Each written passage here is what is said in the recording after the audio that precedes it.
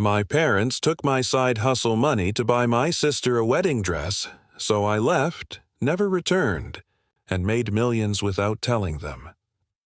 I've always been the responsible one in my family, the one who never asked for much. Growing up in a small town, that title wasn't something I chose. It was forced on me. My parents were hard-working people. My dad a mechanic, my mom a school clerk, and they always said, "We just want the best for you and your sister." But somehow, the best always meant Bella. Bella, 2 years younger, was the kind of daughter people fawned over. She was bubbly, charming, and had this effortless way of getting what she wanted. When she got an A in school, Mom would bake a cake. When I graduated college early, Dad barely looked up from the newspaper. "That's what's expected," he said. That line, "what's expected," followed me everywhere. By the time I was 28, I had stopped expecting praise for anything. I worked full-time at a local IT company and ran a small online business on the side, selling custom phone cases and accessories. It wasn't glamorous, but it was mine. Every sale, every late-night packaging order felt like proof that I could build something for myself. I saved quietly, stacking each paycheck with a goal in mind. A place of my own, finally away from all this quiet comparison. My parents would sometimes ask, "Why don't you spend more time with Bella? She misses you." But every visit ended the same way. Bella bragging about a new trip, a new car, a new boyfriend, funded, of course, by my parents' emergency money. I'd smile, nod, and remind myself, "Let it go. You're the strong one." I told myself being the dependable one meant they'd respect my sacrifices one day, that maybe they'd finally see me as more than the fallback son. But I was wrong. I wasn't their pride. I was their safety net, and I didn't realize just how far they'd let me fall. My side hustle started as a distraction, something to make me feel like my hard work actually meant something. Every evening after my 9 to 5, I'd clear a small space in my bedroom, set up my laptop and a cheap ring light, and start designing custom tech accessories. Cases, stands, cables, you name it. I'd photograph every product on an old bedsheet, write listings, and pray someone out there would buy. The first time I made a sale, I felt this rush of pride I'd never felt before. It wasn't about the money. It was about freedom. My parents had always told me stability came from doing what you're told and sticking with family. But for once, I was doing something on my own. I didn't tell anyone, not even Bella. I didn't want another speech about how I shouldn't waste time on silly dreams. As the months went on, orders started picking up. I'd come home from work, exhausted, and still find the energy to pack boxes till midnight. I could smell the faint mix of cardboard and tape as I sealed each package. Proof of progress. The extra cash went straight into savings. Slowly, that account became my secret lifeline. When I hit $10,000, I remember staring at the number for a long time. My hands actually shook. It was the first time I'd ever had something that was completely, undeniably mine. One night at dinner, Mom asked casually, "You've been busy lately. Any promotion coming up?" I shrugged. "Just working on a few projects." Dad nodded. "As long as you're saving. Bella's wedding won't pay for itself." I laughed it off, not realizing how literal he was being. At that moment, I truly believed I was building a future they'd be proud of. I had no idea they were already planning to tear it apart. It happened on a Sunday morning, one of those lazy days when I just wanted to catch up on sleep. Mom called, her voice bubbling through the phone. "Come over for breakfast. We have news." I almost said no, but something in her tone felt too urgent to ignore. When I got there, the house smelled like pancakes and perfume. Bella was sitting at the table, grinning like she'd just won the lottery. "Guess what?" she said, holding up her hand. A diamond the size of my rent payment sparkled back at me. "She's engaged." Mom shrieked, nearly spilling orange juice. Dad slapped Eric, her fiancé, on the back, laughing. "Finally, someone's taking this girl off our hands." Everyone was ecstatic. Everyone except me. I congratulated her, forcing a smile, but the whole thing felt off. Eric was smooth-talking, confident, a guy who liked being the center of attention. He kept going on about their vision for the wedding. Huge venue, custom decor, designer dress. the kind of wedding that screamed money. As the morning went on, I noticed Mom's eyes flick toward me every time expenses came up. She said things like, "It's a once-in-a-lifetime thing, right?" Or, "Family always helps family." Dad nodded along, talking about everyone chipping in. I offered to help with the tech setup, photography, or logistics, anything but finances. But Bella laughed. "Come on, you make good money now. Don't be stingy, it's my big day." I tried to keep my cool, but something in her tone made my chest tighten. That casual assumption that my hard work existed for her benefit. It wasn't new, but this time it felt heavier. Still, I told myself not to overthink it. It was her wedding, her happiness. What harm could come from that? It was a Tuesday night when I found out. I had just finished packing another batch of orders when I decided to check my business account. I wasn't expecting much, just the usual numbers, a few sales, some expenses. But when I refreshed the screen, my stomach dropped. The balance was almost empty. Over $12,000. Gone. At first I thought it was a mistake. I scrolled through the transactions, heart pounding until one line made my vision blur. Transfer. Family joint access. I didn't have a joint account. I never authorized anything like that. My hands started shaking as I opened the details. It was linked to my parents' address.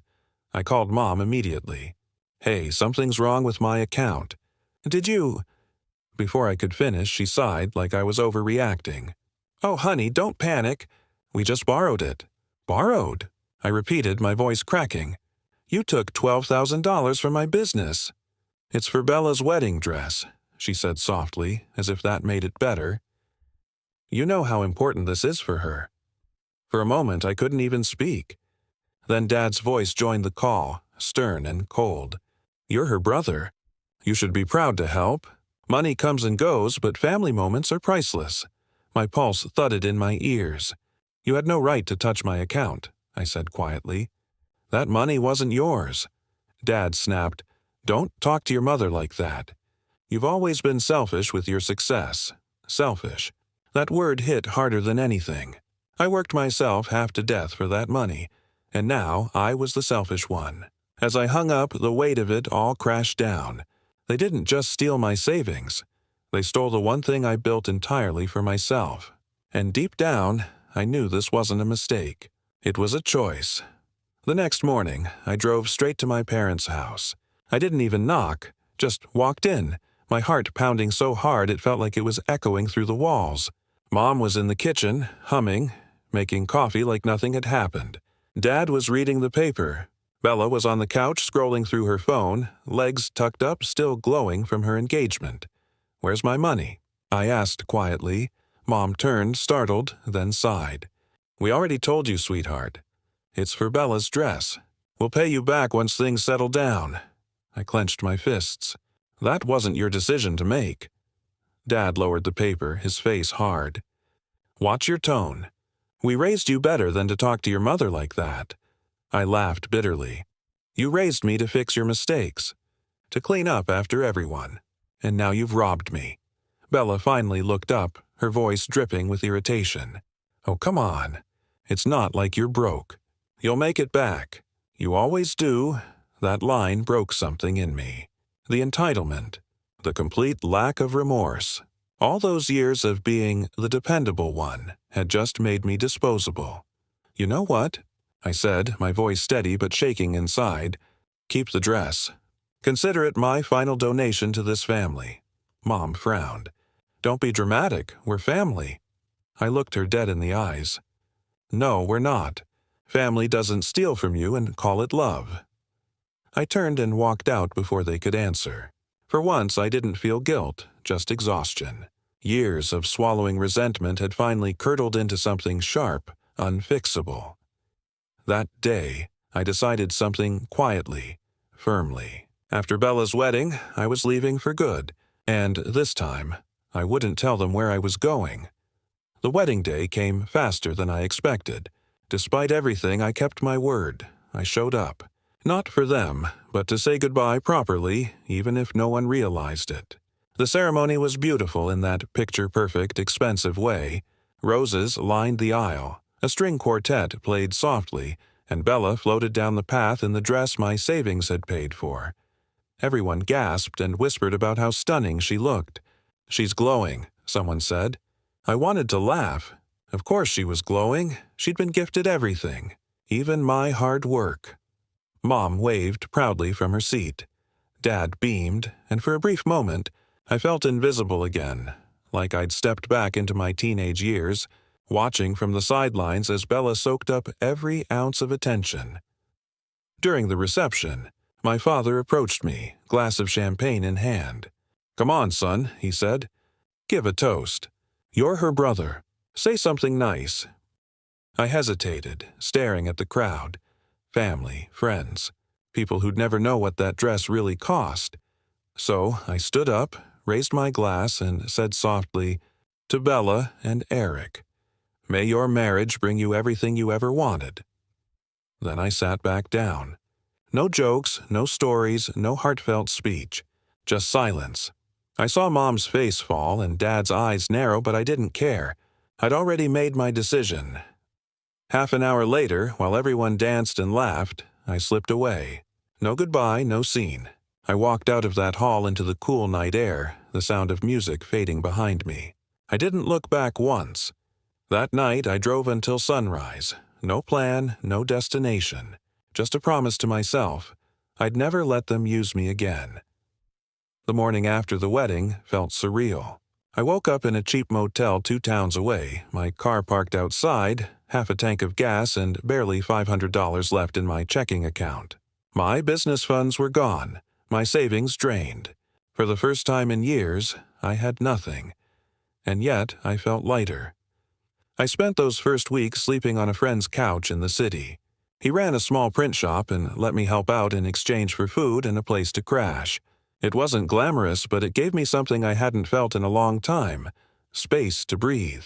At night, I'd sit by the window, staring at the city lights and thinking about everything I'd left behind. I missed the idea of family more than the people themselves. But slowly, something inside me reignited. I started rebuilding my online business from scratch, rebranding, learning new skills, working insane hours. I couldn't afford fancy equipment this time. I used borrowed tools, secondhand materials, and free software trials. Every late night was driven by the same thought that kept me alive. They took $12,000 from me. I'll make 100 times that. One evening, while I was hunched over my laptop, my friend looked over and said, "Man, you're obsessed." I laughed softly. "No, I'm focused," he nodded. "Then make it count," and I did. Every setback became fuel. Every sleepless night became another brick in the wall between me and the people who broke me. It wasn't about revenge, at least not yet. It was about proving that I could survive without them, that I didn't need their approval, that I was finally free. 2 years. That's how long it took to climb out of the hole they threw me into. 2 years of silence, grinding, and sacrifice. My little online shop turned into something I could barely keep up with. Thousands of orders, customers across the country, brand partnerships I used to dream about. It started with one viral TikTok. Someone posted a video unboxing one of my custom phone cases, and overnight, my notifications exploded. I barely slept that week, packaging orders until my hands cramped. But I didn't complain. I could feel it, momentum. Soon, I leased a small warehouse, hired 2 employees, then 5. My brand had a name people recognized. Investors started reaching out. I registered the company under a new identity, cutting every tie to my old life. My name was nowhere on the website, the paperwork, or the tax forms. If my family ever tried to find me, they'd hit a wall. Still, success didn't erase the past. Some nights, I'd sit in my office after everyone left, staring at the shelves full of boxes and think, they'll never know any of this came from what they stole. And somehow, that thought gave me peace. Then one evening, while scrolling through social media, I saw something that stopped me cold: Bella's wedding photos. Or rather, the divorce announcement that followed. Her caption read, "Sometimes love just isn't enough." I stared at her smile in those old photos, the same one she wore the day I walked away. It didn't give me satisfaction, just a strange, quiet sadness. She got everything she wanted, until she didn't. But deep down, I knew the story wasn't over. And I was right. Because a few weeks later my phone rang. It was a number I hadn't seen in years. My mother's. The name flashing on my phone made my stomach tighten. Mom. For a long minute, I just stared at it. Part of me wanted to ignore it, pretend I'd never seen it. But curiosity, or maybe old habits, made me answer. Her voice was softer than I remembered. Honey, is that really you? I hesitated. Yeah, it's me.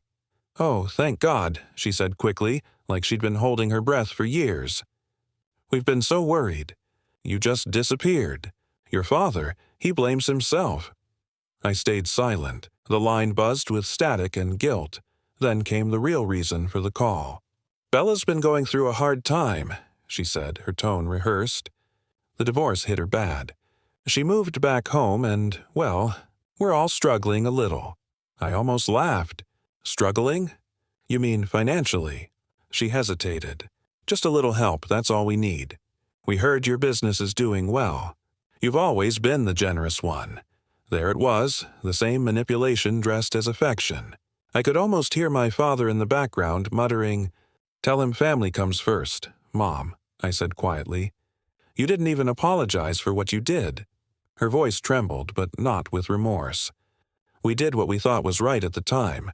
You wouldn't understand. Parents sacrifice, too.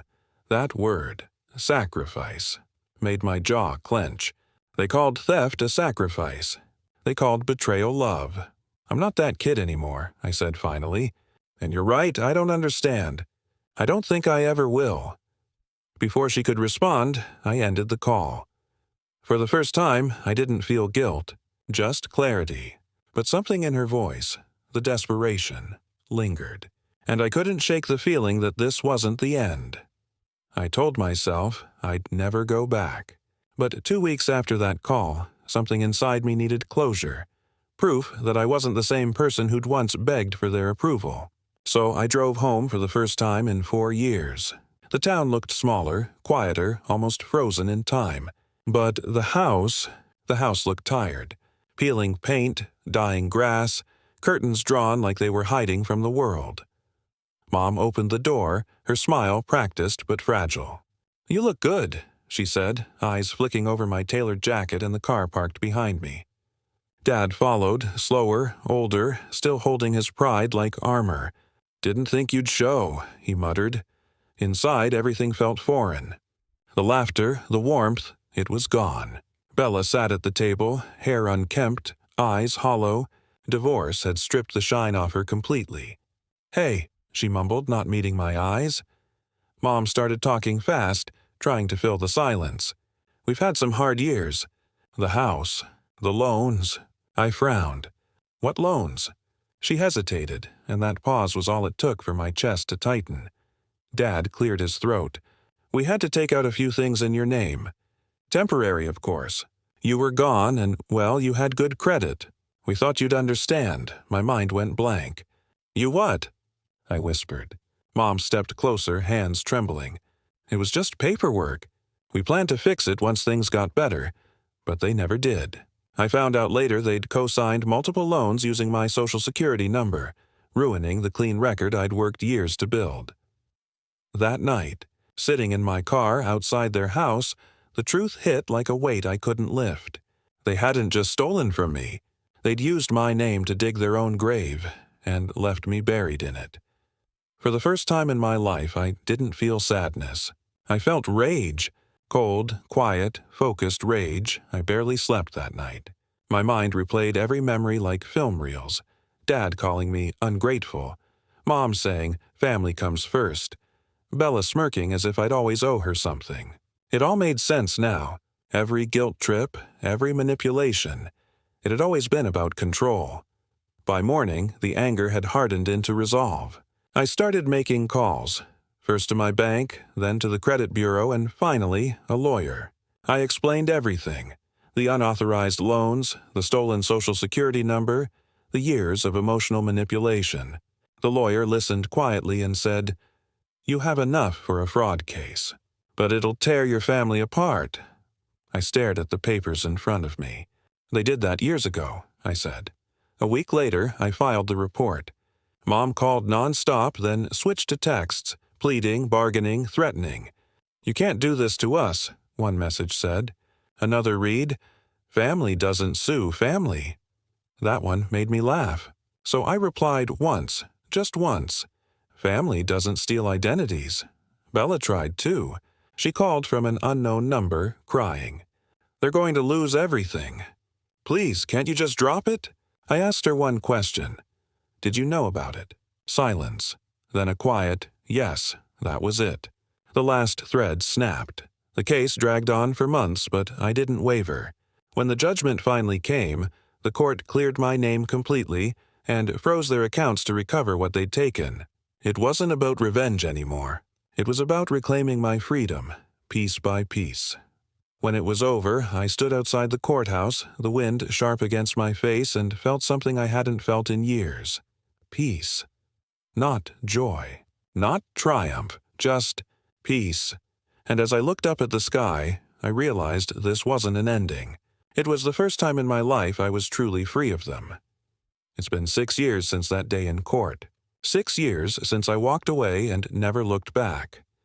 Now, when I wake up, it's to the sound of ocean waves hitting the shore outside my home. A home I bought in cash. My company is worth more than I ever imagined it could be. I've built teams, mentored young entrepreneurs, even started a foundation to help small creators protect their finances. I do all of it quietly, anonymously. My name isn't on the headlines, and I prefer it that way. Sometimes, though, I still think about them. About that house, that suffocating small-town kitchen, the sound of Bella's laughter echoing while my dreams got dismissed. I wonder if they ever think of me, not with guilt, but with curiosity. If they ever sit around and ask, what happened to him? I could tell them if I wanted. I could show them the mansion, the business, the numbers that would make their jaws drop. I could let them see what real success looks like. But I won't, because they don't deserve to know. They don't deserve to share even a fraction of the pride I built from their betrayal. Sometimes I get emails from old family friends. "Your parents talk about you a lot. I wish you'd call." I never respond. Not out of hatred, but peace. I made my point without saying a word. The irony still makes me smile sometimes. They took $12,000 to buy a dress. That theft became the seed of a multi-million-dollar empire. I used to think being the dependable one was my curse. Now I see it was my gift. They taught me everything I needed to know, just not in the way they intended. And that, I suppose, is what real closure looks like.